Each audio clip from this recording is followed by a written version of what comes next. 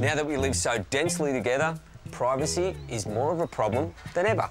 So finding new ways to create privacy and to beautify your garden is always the challenge. Now, I've used different screens around the backyard here. I've used bamboo screening, I've used acrylic screening, and down the sideway here, I'm going for a different screen altogether. Now, just along this wall are both the kids' bedrooms, and they both look out onto this sideway. The rooms are beautiful, there's massive windows in there, and when you look out, you're looking at a dull old fence, or you're looking at the block of flats next door. So I wanted to create a screen here that would give us some privacy, but not block out too much light.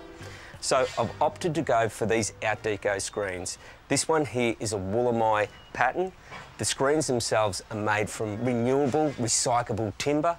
They come in a natural brown finish like these, and they're simple to install. So what I've done here is we've knocked up a frame, we've put in some posts, cypress posts here. I've got some treated pine rails running through, and I've put my rails in so that they'll match on the joins.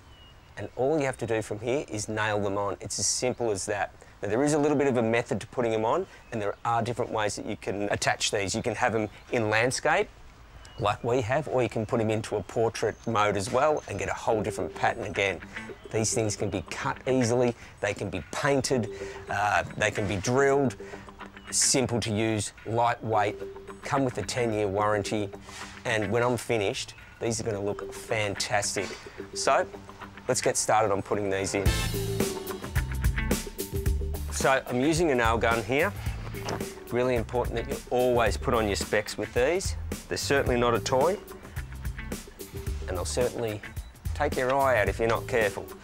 Right, what I'm going to do is I'm just going to put a couple of tacks in these for now. So I'm just going to go on the corner,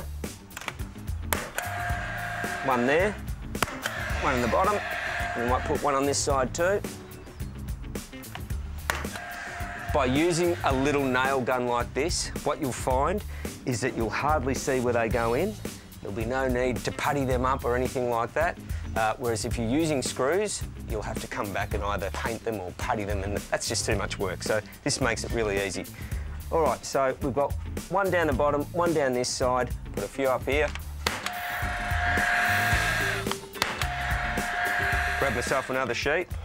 Now, there is a pattern to these, so you want to make sure that you got the pattern right, and there's also a front and a back. So that's the back of the screen. I've now got the nice, smooth front, and I'm looking at my pattern. It needs to go this way.